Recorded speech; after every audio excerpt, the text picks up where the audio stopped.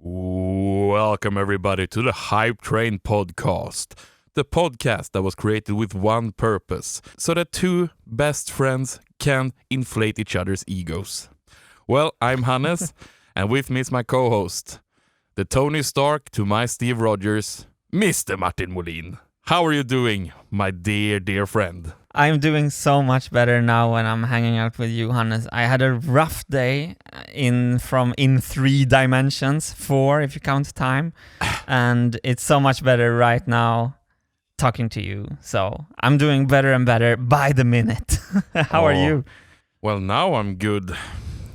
When I can see that my soul role in life is paying out. I also had a semi-difficult day with things dragging me in all different directions. Here I am sitting trying to edit a brilliant building video by you, and all of a sudden life gets in the way. Yeah, that's workaholic language there, when life gets in the way. I know what you mean. Parties and stuff. Damn. Yeah, parties. Who has time for parties? Come on. Not these guys. I know what you mean by being dragged in several directions. We're so bad at multitasking. My best days is when I only do one thing for the whole day. That's my favorite days. That's true. I wanted to jump right into a question we got from last week's episode. This is from Rubly14 on YouTube. And he asked, I wonder if you guys have ever had any arguments. You two seem to be in such harmony. So I was thinking, let's start the Hypetrain Podcast and talk about our negative aspects of our relationships. Have we ever been in an argument? I have one in mind that perhaps you also can recall. You jumped very eagerly to this to this moment. It's a fun question, actually, because it comes up with our Swedishness, where we're so afraid of conflicts, and you and me, we are so similar in that. Yep. We basically rather just lay down flat than actually go into an argument with someone. And I think that's one thing that I want to learn to become better at. And there was this magical moment when we were recording the first Marble Machine video, where I had these cool looking headphones that came from actually a school. It was like these school headphones that you could listen to. You know, when you had like language training, you had like language audio lessons, and then you could borrow these mono, super bad sounding vintage headphones. And I took them because I didn't steal them. I got them from a school. I asked for them. And we thought they looked really cool, so I used them in the Marble Machine video. And the Marble Machine was not working.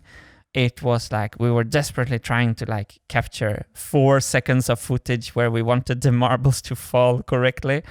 And I was doing over and over and over. And for each try, we had to like manually put the marbles up.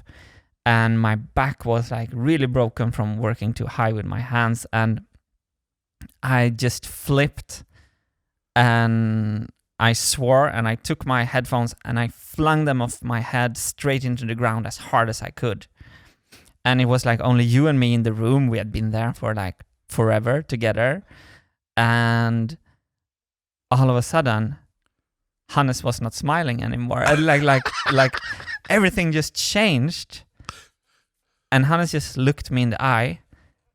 And he was like, Martin, those headphones is a prop for a video we are recording. I don't want you to ever do that ever again. Do you understand me? Something like that. Do you remember what you said to me? Yeah, it was something like that. It was more cursing involved, and it was more like, no, stop with that BS. Like, we're making a video, don't break the headphones now. We got some scenes done. Nope. So yeah, I felt like I really needed to, for once in my life, tell the other guy something. It's actually something beautiful, because I remember I was so taken aback, and I felt ashamed, but I felt ashamed in like the perfect amount, you know? It was like, you just let me know, like, this is not okay, and you're never going to do it again. and let's continue with the video. Like you had like the perfect level. So I was really, really impressed. I wish I could be like that myself sometimes. I'm more of a take it in and hold the grudge for the rest of my life kind of guy. I think we're both that way, actually. And I mean, we have never had an argument ever since that day, right? It's so obvious, and I think you always can tell when I get angry at you because I get so silent. You're giving me feedback on anything about the videos, and I'm all of a sudden I'm like, yep, okay, yes, yeah, okay. And then in my head I'm like, I'm not gonna tell you that you're wrong. I'm just gonna, okay, let's redo this. I don't want to disappoint anyone, so I just go back and just redo it again until perfection. What I feel is that I'm too afraid of conflict, as I said, and I'm too indirect, and I don't really speak my mind so easily. But what I have started to do as a training in life is that I'm trying in my new relationships. So when I meet a new person or work with a new person, I kind of think now like, okay, this is a blank sheet, you know? We don't have a history. I can pretend to be assertive and to be a little bit more straightforward from the beginning. And then maybe it's not awkward, like if you've known someone for 20 years and all of a sudden you just shift style. It's more difficult, and that kind of works for me. But then I don't manage to take what I've learned from my new relationships and implement it into my old. I still have that hurdle to that. How are you doing with that? Well, I feel that you're implementing it a lot, but I also know the old way, so I can just take a chill pill and like, okay, let's see if anything's changed. But if it doesn't, well, I know how it works. So I mean, but how are you with with your other relationships with your friends and stuff? Yeah, I'm like you. I have the tendency to like break my back trying to please everyone. So that's still something I have to work on. Of course, that's in my nature to always please everybody. I think you have noticed that as well when we work. Yeah. I always want to I always put myself second. I need to focus to make everybody else happy. And I think that's the same in all relationships I have. And that's absolutely something I need to work on. To be more strict. But it's difficult. Where to start? Because long term, if you think about it, it's easy for me to say and it's so obvious. But long term, when we who are around you, you know, we want the whole package. We want the whole harness. So long term, it's actually it's generous short term, but long term it's more generous to let someone know, and I'm saying this equally much to myself, to let someone know who you actually are and what you actually feel. And that's why I think I came back to this headphone moment so many times. It felt like, and I think there was a connection between us in that moment, and I think I felt I could trust you in like a deeper way after you took that tone with me. And I think like you see that look at Cesar Milan and his dogs, you know, it's the same.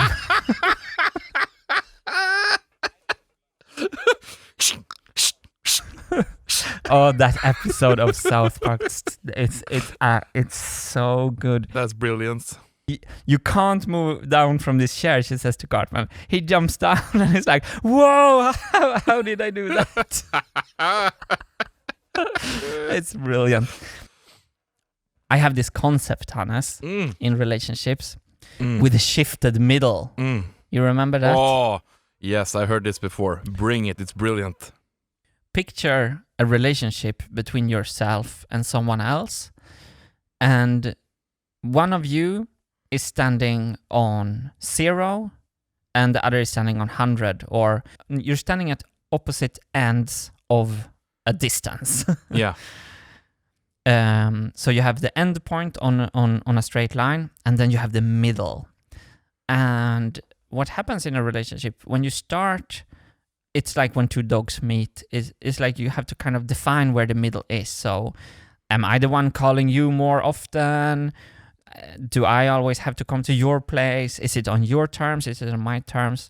And over the course of a relationship, the middle point, so I think in every relationship is never exactly 50-50. Some days you have to give a little bit more, which means that I have to go past the middle to come to your side and help you out, right?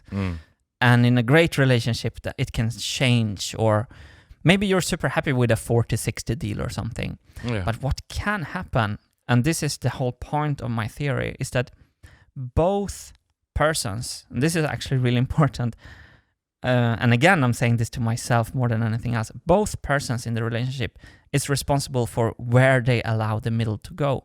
So if you're in a destructive relationship, there's maybe one dominant, psychologically manipulative, and there's one submissive person who just wants to be friend or something with this manipulative person. So the middle is shifting. All of a sudden, the middle is on 65%. You have to cross your own boundaries to please the other partner in the relationship. The middle goes to 70, 75, 80, 85.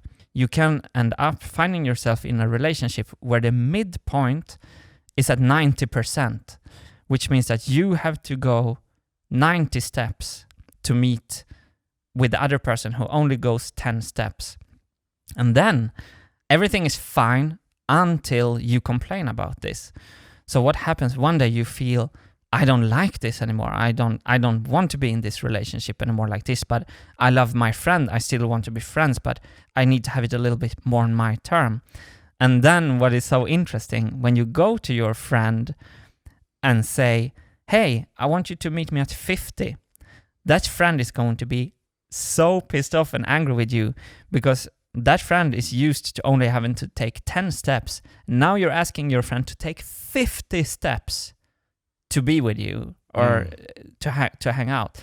And that friend who's manipulative is going to tell you that you are asking for too much, that you are like, how can you even ask for this? How can you ask that I should go 40 extra steps?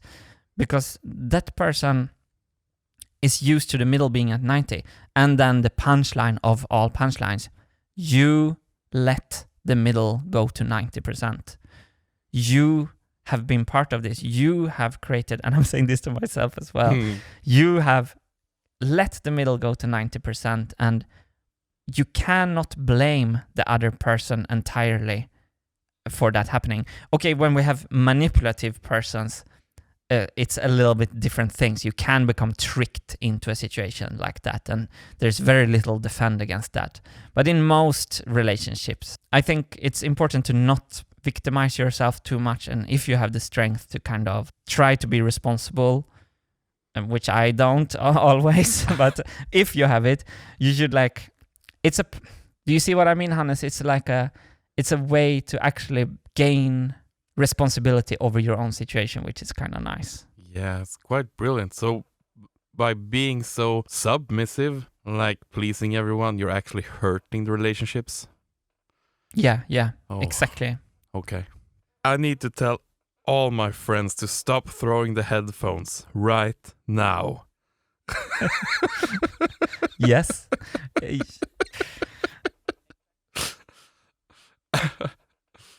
Well, I want to thank Rubly for his comment that got us started in this, like psychological evaluation of my relationships. And if anyone else want to send in questions or feedback or just general hypeness, you can email us at contact@hypetrainpodcast.com. So please send in something nice. You're working towards an epic goal right now, aren't you? earlier you worked towards 150 kilo in bench press.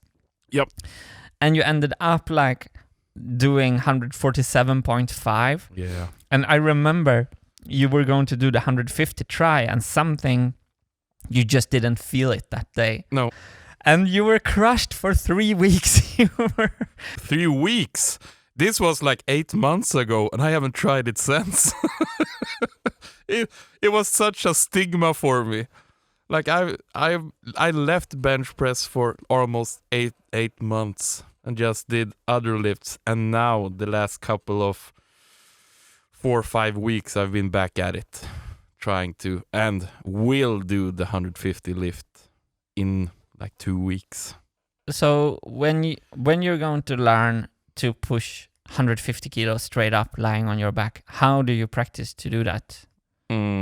By doing a lot of bench pressing, figuring out the technique. Like I've studied it a long time, watching videos and listening to podcasts and getting help at the gym also. So like practicing the technique. That's like, I think bench press, it's the lift that most people know. I was like, oh, that seems simple enough. You just lay down and you push a barbell. But I think it's probably the most technically difficult lift to do and to master, because it's so much with the technique. So it took me, a better part of almost a year to like nail the technique of it, because that's a big mistake you do in the beginning. You just lay flat on the bench and start pressing. Like you don't have any pressure in the body. You need to have like the whole body should be engaged in the lift, all the way from the heels of the feet all the way up to the arms. Wow. Like the whole body needs to be at tension all the time to have maximum effort of it. So you need to find a way to, like, I don't know, what do you call it, when you have to arch your back really much. You need to have like a bridge. Yeah, a bridge. I don't know if that's in English, a bridge, but an arching back to press down like the shoulders into the bench, so you get so steady when you're lying there. Wow. And yeah, in 2 weeks I'm going for the 150, and I feel it's gonna be not a piece of cake, but almost. I feel kinda I feel so ready for it. Like now I've trained for a couple of weeks. I tried 145 the other day and it was really easy, so I think it's gonna go my way now. And this has been going on for, like you said, for like 2 years now. I've been training really, really hard with powerlifting.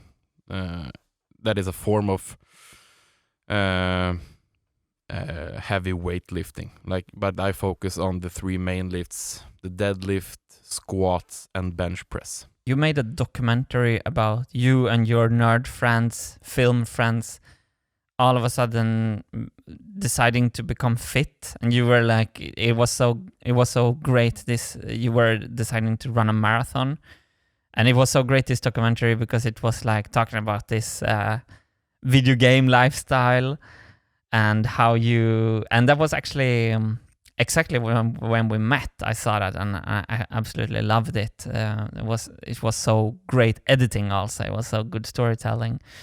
And I think you and me had the same experience around the same time, that we never dared ever to go into a gym. We were so scared of like that atmosphere. Was it the same for you? Oh yeah, I was so freaked out. I was visibly shaking in the whole body when I was entering the gym. Like, this is not a place for me.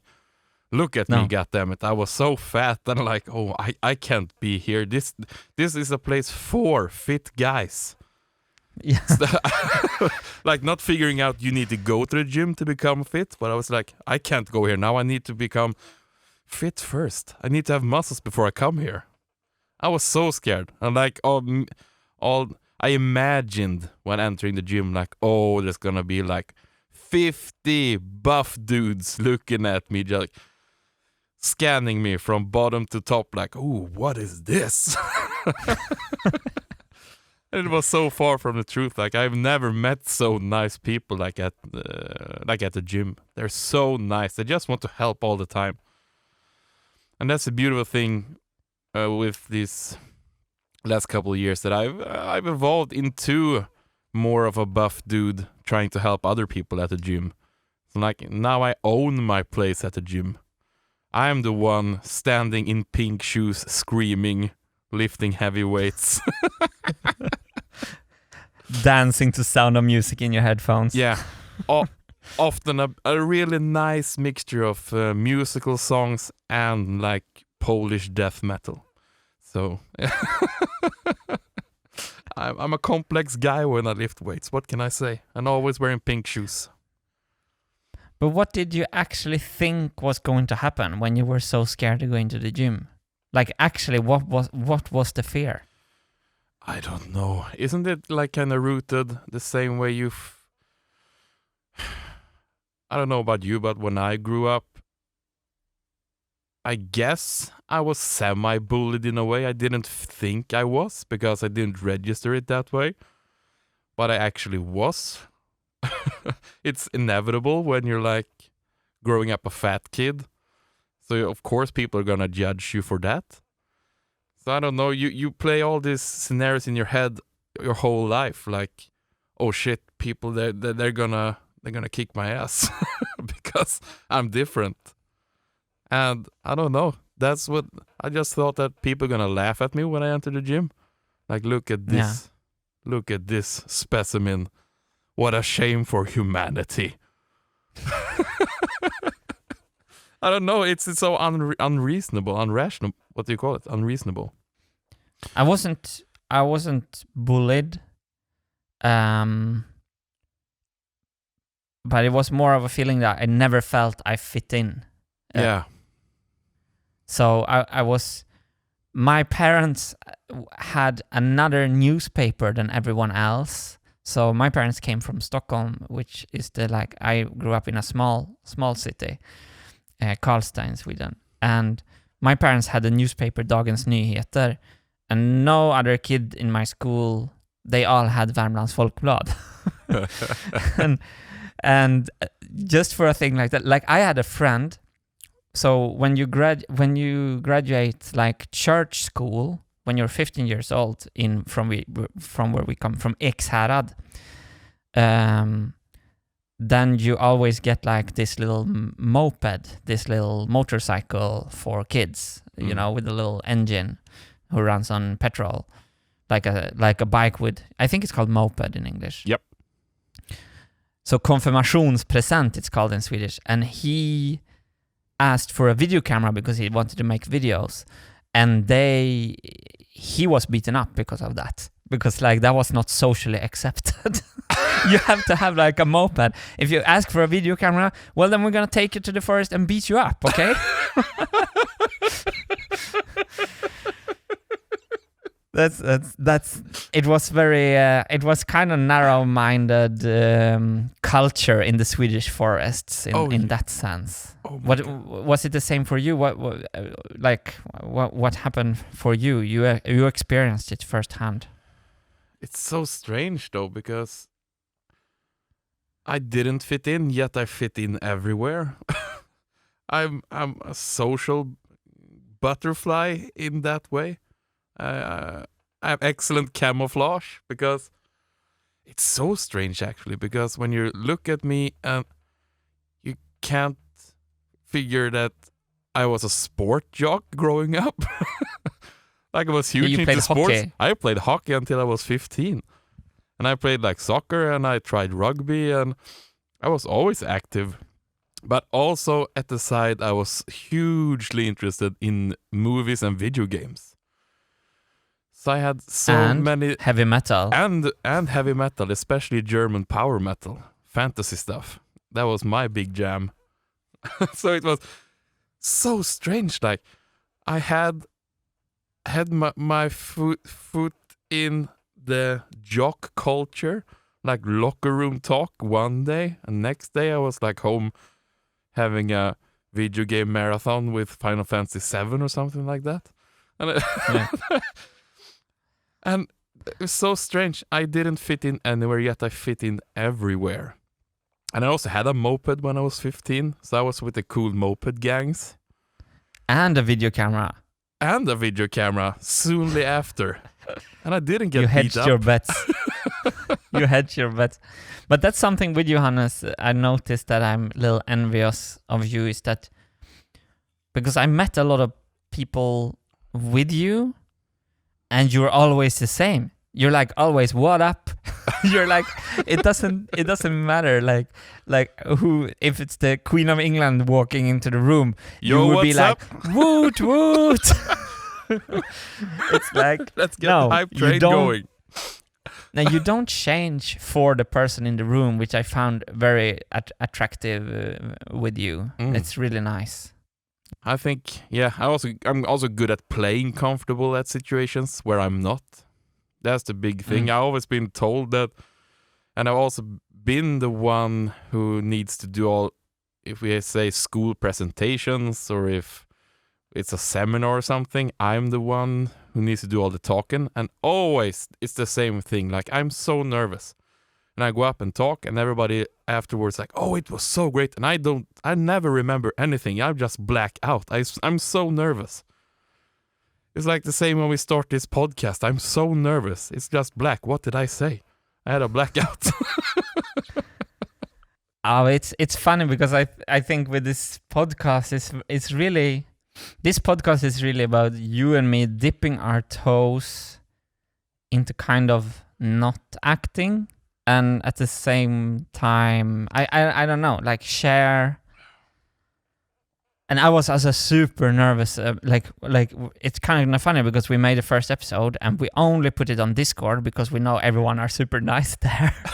So we got it like everywhere, and we didn't even mention. It's not even in the YouTube description of last week's video. No. It's like we're linking. I think we have like 60 links in the YouTube description, but we didn't dare to put Hypetrain Podcast episode 1. We're there. so fragile. It's like this is our secret. Yeah, it's our secret. It's a little our personal secret where we can like try to develop some kind of more calm online, like some more calm way to be online. I remember I had Marius here, by the way, and he was going to stream. And we started the stream, and I was like, "Hey, everybody, how are you?" And he was like looking up from me from the shoulder because he comes from Twitch, and it's famous. Like all the YouTubers, when they come to Twitch, they go so like over the top. They think they have to keep YouTube intensity, you know, when they go on Twitch. And Marius was like saying afterwards, like, "Wow, you really changed when we turned on the stream." And I think this podcast is for us to. It was just because you said you were nervous. I was so nervous too for some strange reason. Yeah, maybe it is because here we are a little bit more naked. I want to know, Martin, what's your history with like athletics and sports and stuff? Do you have any history? I do. I was like, my mom especially wanted us to try like everything. So I've been like trying everything. I was pretty promising in 800 meters. My personal best was 2 minutes and 34 seconds. And I was like 10 or 11. And it was funny because we made these circuits. So you went into the car in the morning for these competitions with my club IF Göta from Karlstad. Whoa. So we were running the whole winters, and so I was running like 3 times per week. And then I loved it. And then we went into the car in the mornings, and then there was all these 60 meters, 100 meters, long jump, high jump, pole vault, throwing spears. What's that called? That has a strange name. Something like triathlon. No, that's something else. You know, Friidrott. throwing spears. Yeah, Spearing. those kind of spears. Oh, that's 2 minutes in the penalty box when you're playing it's hockey. like biathlon. It's called like biathlon or something strange like that. Anyway, all the all the other events was the schedules of these competitions was always the same, and all the other events was always in the beginning of the day, and it was standard that 800 meters was the last event for the day, which meant it was like 4:00 in the afternoon. So everyone had gone home except these strange people running 800 meters, which is not a sprint and it's not long distance. It's like basically nothing. It's like crazy because you can almost sprint everything you have, but if you don't save a little bit, you're not going to win. So it's a really cool distance in that sense. So 4:00 in the afternoon, I started to work my way up to always get on the podiums. So I was always fighting for the medals. And quite often I could go up on the medals. I didn't win a lot because I'm not a winner person, but I was like silver. I think I won like a few times the gold, but silver or bronze or fourth place. Like I was there fighting. And there was no one left. Like there was full audience for the whole day, but it was always like raining, and it was always me and my parents and the parents on to the other 800 meters runners. So all the parents from the 800 meters runners like knew each other. Here we go again, 800 meters. Okay, go up there so you can take the medals. Everyone wants to go home. You know, they always started like already started to like disassemble the arena while we were running. You know, I never won anything. Except for one season while I was playing hockey. I won for the most penalty minutes in that season. Imagine that. This guy, I think I had something like 100 penalty minutes that season. For real? Yeah. But it was mainly one game where I got 5 minutes plus 20 minutes game misconduct. And I had to leave the game, and I was suspended for a month, and I was like 13 years old.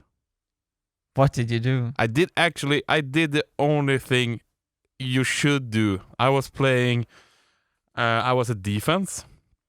So when the forwards our goalkeeper had blocked the puck with his with his catcher. Glove. Yeah, the glove. Yeah, his glove. And then they were like chopping at his hand with their clubs. And like, okay, my role in that is to take those guys away. And sometimes they don't listen to you. So I had to like push them away. And they still didn't listen. So I had to push him into the goal.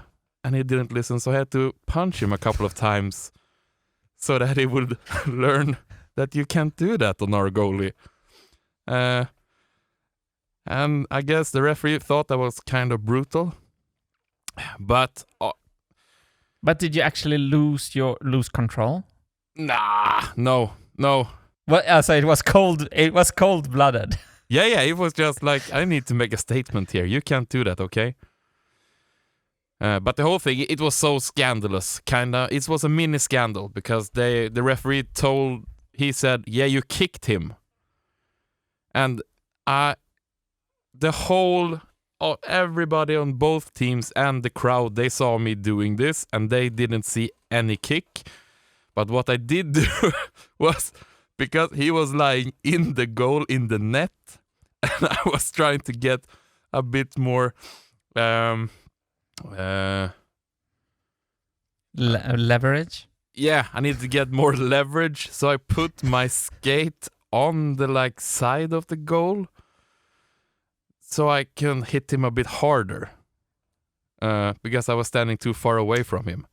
So I raised my feet, but only to put it down so I could hit him a bit more. So no, I didn't kick him. So it was scandalous. I shouldn't have been suspended from the game for a month. Come on. But there you go. It's a little sweet story from me. I don't think the moral of the story, Hannes, is that you shouldn't have been suspended. I think the moral of the story is that the guy was already down and taken out. No, he was still trying to like fight back.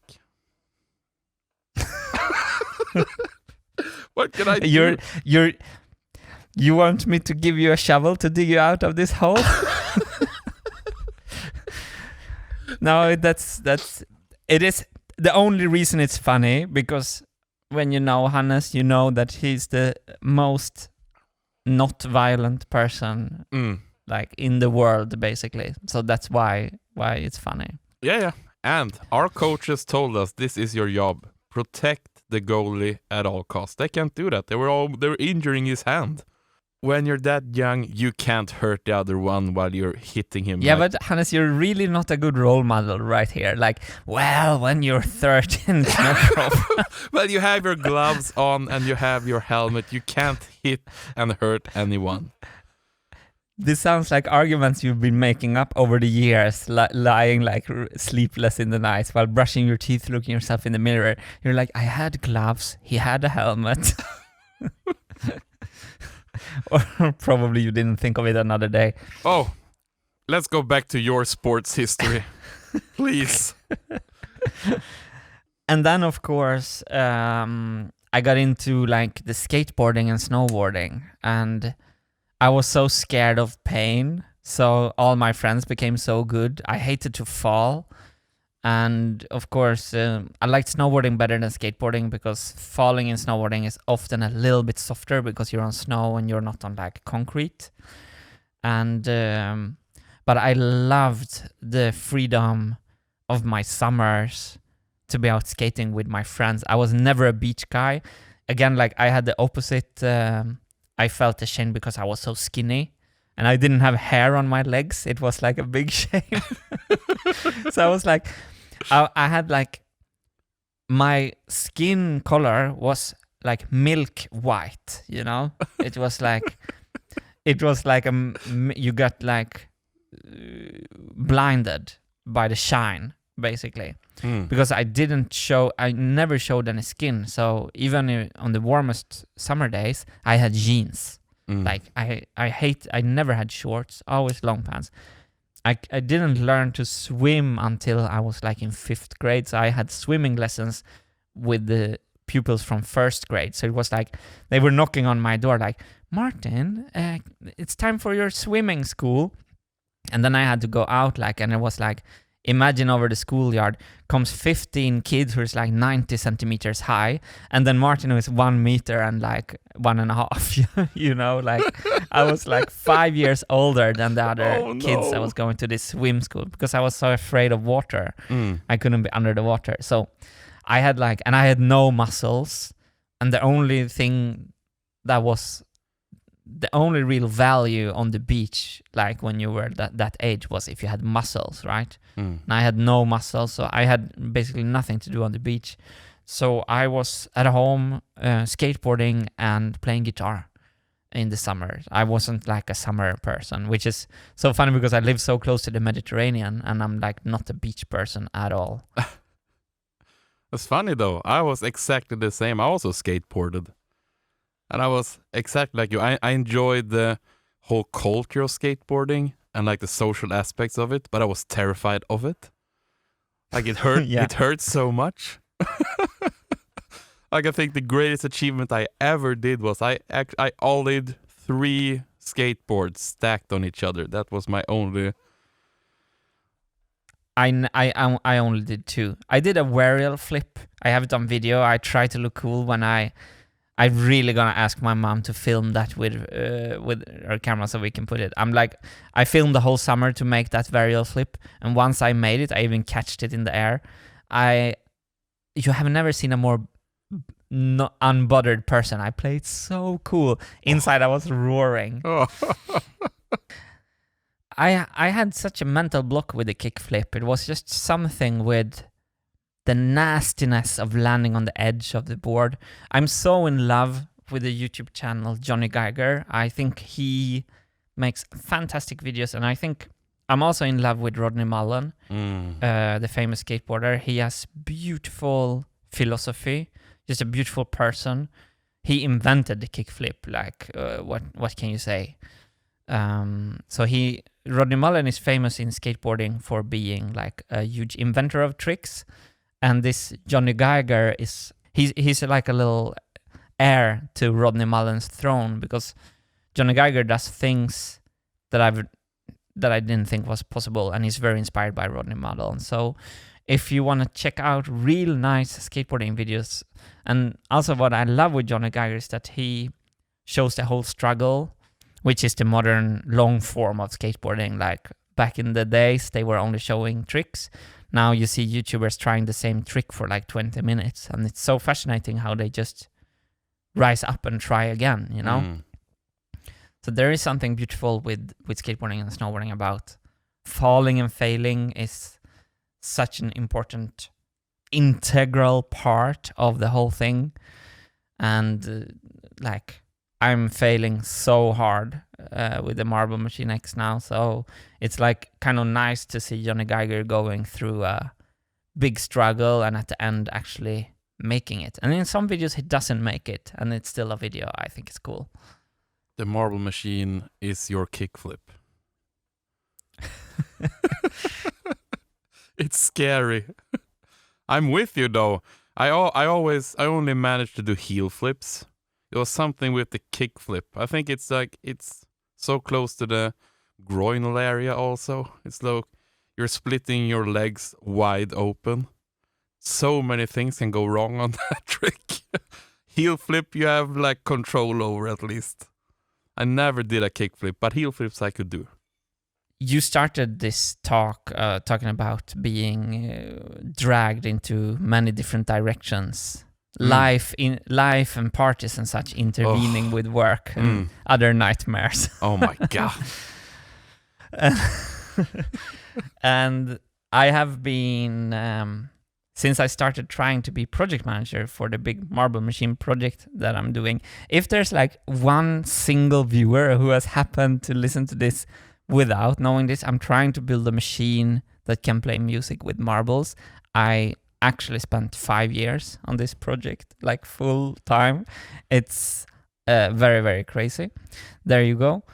And this week I have come back to the machine itself. I was a project manager for the project for like 3 weeks intensively, getting all the volunteers in the team activated. And now I started to work myself on the machine. And what I managed to do now is that I managed to have these dopamine-free work days. So what I do is that I put my phone off and I put internet off at 5 o'clock in the... I put internet on at 5 o'clock in the evening. So I have no internet. I'm not listening to anything. I'm not communicating with you, Hannes. I'm not communicating with anyone in the team or in the E-team. And I'm just working. And yesterday I cleaned the Marble Machine X. It took me 4 hours. And it was not a cleaning, it was a cleansing. It was so cool because this thing that I built is so beautiful, but I have forgotten how beautiful it is, you know? And I just taken the angle grinder to it over and over again, never vacuum cleaned it once, and it was just covered by 1 centimeter of dust from failed designs, you know? And it's like, that's not good for the chakra of a marble machine. So it felt like aura healing what I did with the marble machine yesterday. I was like so happy. I took all the magnets away. I took all the tape away. I stroked my finger where there was dust. And then when I removed like all the... Basically, you know, there are some YouTube channels where they clean a car engine in a very ASMR way. Like, look at this car engine. And they clean it as it's their hobby to clean a car engine, basically. I cleaned the marble machine like that. I was like really enjoying it. Enjoying cleaning is fantastic. I was vacuum cleaning, and then I was like wet cleaning with a cloth with some French nice natural soap. So it was like smelling. And then I was like cleaning around the machine. And when I walked away after 4 hours, I was like, this machine is pretty beautiful. And then after that, I have been working on the demagnetizer wheel, which is taking magnetism out of the marbles, and I am making a new design, and things are falling into place. I am making every part that I'm touching now. When I leave the part, I'm thinking this has to hold up for the world tour. So I'm putting Loctite, which is thread lock, so all the screws, because we had a huge accident with a screw coming out of the machine and a lot of parts broke. So I'm like gluing in every screw. I'm not only screwing them in. And I'm looking for edge cases. I'm looking for strange things that can happen with a mechanical contraption where it gets stuck or something goes wrong. And I'm also trying to find this, force majeure events. This thing goes wrong at the same time as this thing goes wrong at the same time as I do this, which I'm never planning to do ever in my life. But if I trip at that moment on a banana skid, this is theoretically possible. So I'm trying to build in this kind of redundancy that I've never been good at. I've always been like an optimistic designer. Go figures. And that's why I'm building something no one else has, because like all the engineers are like, this will not work. And they were kind of right, this will not work in a short time frame. So I feel, I've said this so many times in this process, but I do have a sense of deeper understanding. I do have a sense of that the parts that I'm touching now, that I'm repairing and redesigning and renovating, they are good. And I do have the feeling that if this part fails, then the project is over, which is a kind of nice feeling. It's like, this is my last dance with the Marble Machine X, Nice tie-in. Yeah, this is my chance for a double three-peat, Second. Love it. So now when I really, really feel that my experience has caught up with me, and I'm not taking shortcuts. For example, on the Marble Machine, there's 10,000 parts, and when something gets broken, you have to take it off to repair it again. And sometimes I got lazy, like, I put some tape, or, it's probably okay. Now, every time I think it's probably okay, I'm like, okay, then I will spend half a day disassembling this sub-assembly, putting it on my work table, welding something, or changing the screws, or making a new design. So it is okay. Yada, yada, yada, yada, yada. I'm so tired of this project, Hannes. I can be honest, in the Hypetrain podcast, I really, really have been thinking about just quitting. And as soon as I talk about quitting, like everyone around me says, of course you can't quit. And then I'm actually a little... And then I really feel like a little bit, actually, it's my decision if I want to quit. But then I also realize, like, I have like 100,000 people who believes in this machine. And it's kind of beautiful, because if it wasn't for the fact that I feel so many people love the machine in the same way I love it, I would have not continued. I would have quit, actually. I would have call it a day. And I've been really seriously thinking about if I should quit, because it's so difficult. And kind of, maybe during the spring I wanted to quit. And when I decided that I wouldn't quit, then I did a project managing push, and now I'm building again. So I have to say, I'm worried. I don't want to keep on building this for like until 2022. I don't want to, but I have to enjoy the process. And yeah, as you can hear, I'm in a shambles. What do you think? Do you think I should quit?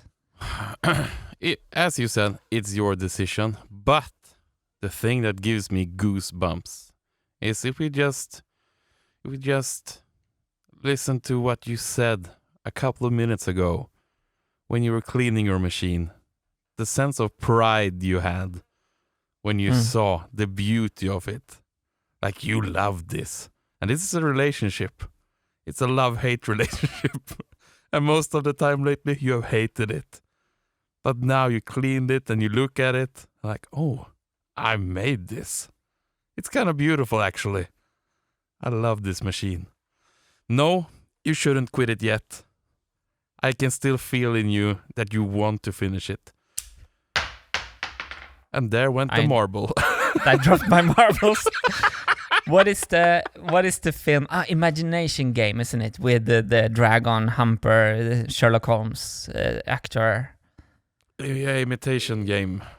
Just an imitation game, thank you, where they crack the enigma.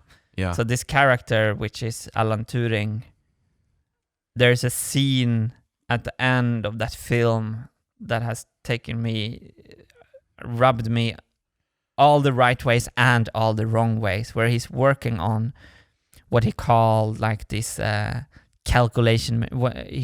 They called Turing machines, and that actually became the computer. So basically, Alan Turing kind of invented a computer while winning the Second World War for the Alliance. I think. I'm not a historian, so anyway, but that's in the film. I haven't actually seen the film, so I can't comment on it. Okay, then I can tell you for real. So, without any spoilers, this is towards the end of the film. It's a very beautiful scene. He's at home working on his machine, and he's in a bathrobe, which is like basically how I look when I'm not in front of the camera. I dress like a person who has given up. and that's what Alan Turing is dressing in this film. I've seen it, people. I've seen it. And then he looks at his machine from another room, and he calls it like Victor or something, and he looks and he has a tear in his eye, and he says, you have become so smart, or something. Oh. And then spoiler alert for everyone. Now you have to stop the podcast if you want to see the film. Fast forward 30 seconds. He looks at his machine, crying like, you become so smart.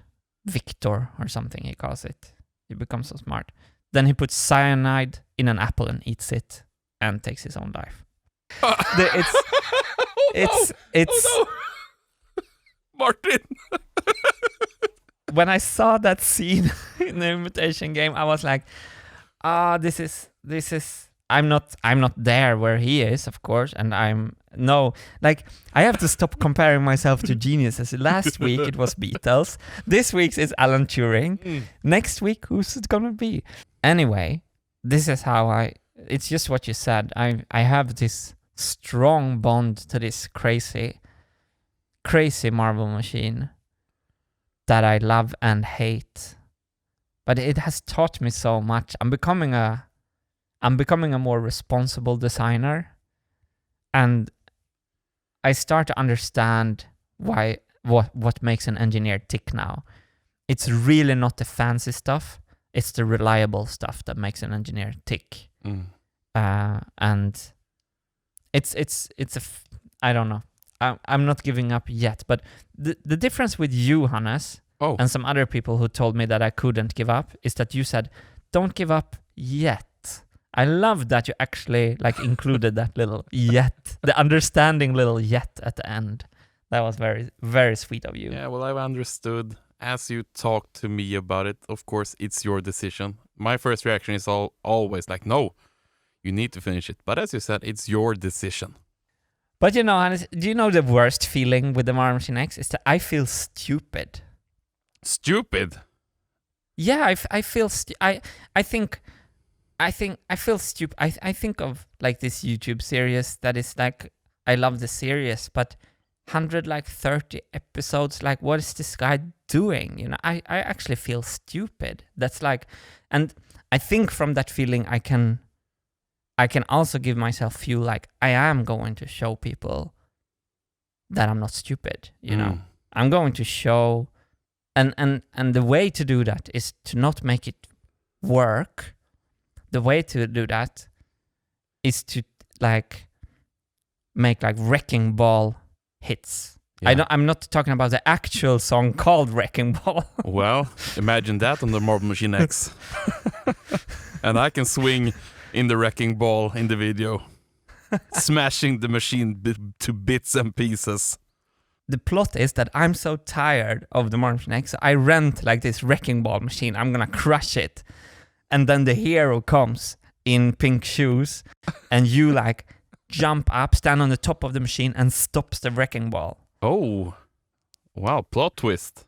I love it. Yeah. unless the wrecking ball weighs 152.5 kilos, because don't then it's go good. there. Then it's goodbye to the marble machine. I'm just starting to get feeling good about this. You talked earlier about you always made it to the podium, but rarely won the gold medal. Yeah. The Marble Machine X will be your gold medal. You're gonna make that podium. I'm sure of it. I will stand there and crown you with the gold medal. Most of the days in this project, I'm picturing myself walking onto the stage on the World Tour premiere. That's basically what I want to do, because we couldn't do that with the first machine. So, you know, the Marble Machine X is not the first machine I'm failing with. I spent like 2 years building the first one that failed. Yeah. But we're failing upwards. Ah, that's beautiful. You think? Yes. I don't know. But the modulin is beautiful. You made that work, right? No, that's not working. Fail, Hannes. But A for effort. I gave you A for effort. I love you for wanting to give me a gold medal, though. That's the hype train. That's the hype train. Oh, man. This is what I talked about last week. If there's any new listeners, if you're doing creative stuff, you need to surround yourself with friends like Hannes that got your back and make you want to create more. It's so beautiful what you're doing for me there when you're just pushing me on. So really, if you want to go on some kind of creative endeavor, start with choosing to share that adventure with the right people, with people who make you hyped and people who don't bring you down. Because often, surprisingly often, the people around you don't want you to succeed. Yeah. And I have a new quest in my life. Something I think I can have an impact in your life with, because I know that you want to start training, right? You talked about it for so long. Yes, I would love to. I would love to become a little stronger. That's something I actually can help you with. I now have that much experience, and I want to be I want to bring hype into that aspect of your life as well. Like, I know the great feeling of succeeding with training. So my proposal to you is that starting next week, I will present to you your new training regime designed by me. Does that sound good? I absolutely love it. If I is it easy? This is the big key. Everything needs to be easy in the beginning. You're so good at that. It's just you need to start somewhere, and don't do it overcomplicated. Do easy small steps, and I know how you work with that, so I'm gonna make it real easy, but efficient enough that I can. Okay, he's actually training, not just saying that he's training. He actually does something that will benefit him. I'm all in. And we can share, and I can share stuff with all the listeners also, like how to get started, and I don't know. Most people have trouble getting started, and I can help with doing the small steps in the beginning. What you have been so amazing with in these kind of things before is to actually start, as you say, start slow. Yeah. Start easy and feel really positive around that. You got me going. I think you started me like 2 times, which led to my best periods. And what I realized for my mental health is that, like, if I get a good exercise in, I'm basically twice as happy for 2 days. It's ridiculous. Yeah. It's just ridiculous. The glass turns half full.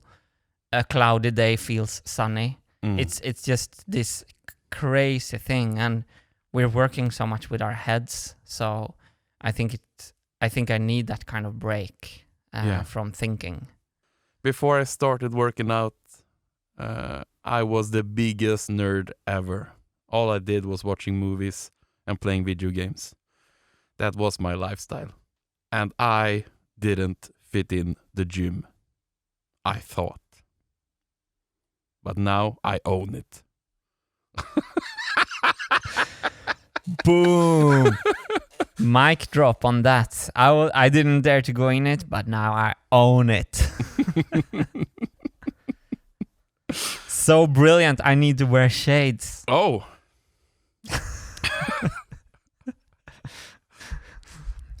This is so cozy just talking to Johannes. I really feel that the train is arriving at the station now. And I think it's time for us to call it a day, actually.